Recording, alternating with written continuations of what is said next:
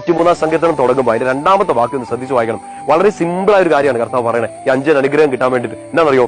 103:2 ഇങ്ങനെയാണ് നമ്മൾ വായിക്കുക: എന്റെ ആത്മാവേ കർത്താവിനെ വാഴ്ത്തുക, കർത്താവിനെ മഹത്വപ്പെടുത്തുക, അവിടുന്ന് നൽകിയ അനുഗ്രഹം ഒന്നും മറക്കരുത്. സിമ്പിളായിട്ട് കണ്ട് അത് അവസാനിപ്പിക്കല്. എന്റെ ആത്മാവെ കർത്താവിനെ മഹത്വപ്പെടുത്തുക, അവിടുന്ന് തന്ന അനുഗ്രഹം ഒന്നും മറക്കരുത്.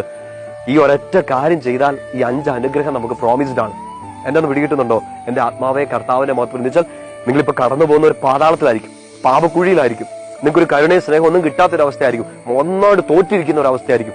ജീവിതകാലം മുഴുവൻ സംതൃപ്തി പോയിട്ട് ഒരു സംതൃപ്തി പോലും, ഒരു കുറച്ച് തൃപ്തി പോലും ഇല്ലാത്തൊരു അവസ്ഥയൊക്കെയായിരിക്കും. വല്ലാത്ത നിരാശയായിരിക്കും.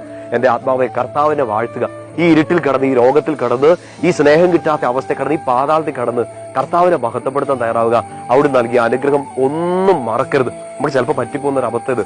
ചിലപ്പോൾ ഈശോയോട് ഇങ്ങനെ ഓരോന്നോരോന്ന് പറയും, അത് വേണം, ഇത് വേണം, ഇത് കിട്ടിയില്ലോ, അത് കിട്ടിയില്ലോ, തന്നെ താമസിച്ചതൊക്കെ. പക്ഷെ നിങ്ങളൊന്ന് ചിന്തിച്ചു നോക്കിയേ, നമ്മളെല്ലാവരും ചിന്തിക്കേണ്ട ഒരു കാര്യമല്ലേ, നാളിതുവരെ എന്തോരം അനുഗ്രഹങ്ങളാണ് കർത്താവ് തന്നേക്കുന്നത്. നമ്മൾ ചിലപ്പം അതിന് നന്ദി പറയാൻ മറന്നുപോയിട്ടുണ്ടാകാം, ഓർത്തിട്ടുണ്ടാവില്ല. ചിലപ്പോൾ നമ്മൾ അത് കിട്ടുന്നത് വരെ കർത്താവിനെ ഓർത്തു, പിന്നീട് കിട്ടിക്കഴിഞ്ഞപ്പോൾ ചിലപ്പോൾ ഒരു നന്ദി പോലും പറയാതെ ചിലപ്പോൾ മറന്നുപോയിട്ടുണ്ടാകും. ചിലപ്പോൾ ഇപ്പോൾ ഒരു കാര്യത്തിന് നിങ്ങൾ പ്രാർത്ഥിക്കുന്നു, അതിന് ഉത്തരം കിട്ടാൻ വൈകുന്നു. ചിലപ്പോൾ കർത്താവോട് പരാതി പറയും. നാളിതുവരെ കർത്താവ് അനുഗ്രഹിച്ചതൊക്കെ പെട്ടെന്ന് ബൈപ്പാസ് ചെയ്ത് മറന്നു കളഞ്ഞ്, അയ്യോ എന്റെ കർത്താവ് എന്നെ വേണ്ട, സ്നേഹമില്ല എന്നൊക്കെ പറയും. ആവശ്യപ്പെടുന്ന ഒറ്റ കാര്യം ഇതാണ്, 103:2 എന്റെ ആത്മാവെ കർത്താവിനെ മഹത്വപ്പെടുത്തുക, അവിടുന്ന് ചെയ്ത അനുഗ്രഹം ഒന്നും മറക്കരുത്. അങ്ങനെ ചെയ്യുന്ന ഒരാളുടെ പാപം ക്ഷമിക്കപ്പെടും, കർത്താവിന്റെ കരുണയും സ്നേഹം നിറയും, അയാളെ പാതാളത്തിൽ നിന്ന് കർത്താവ് പിടിച്ചെഴുന്നേൽപ്പിച്ച് രക്ഷിക്കും.